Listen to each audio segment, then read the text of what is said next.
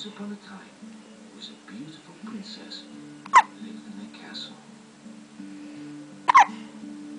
She led a very lonely life in that castle until a new servant came to work for the king, and it was love at first sight. And she thought they would live happily ever after. But the king and queen did not approve.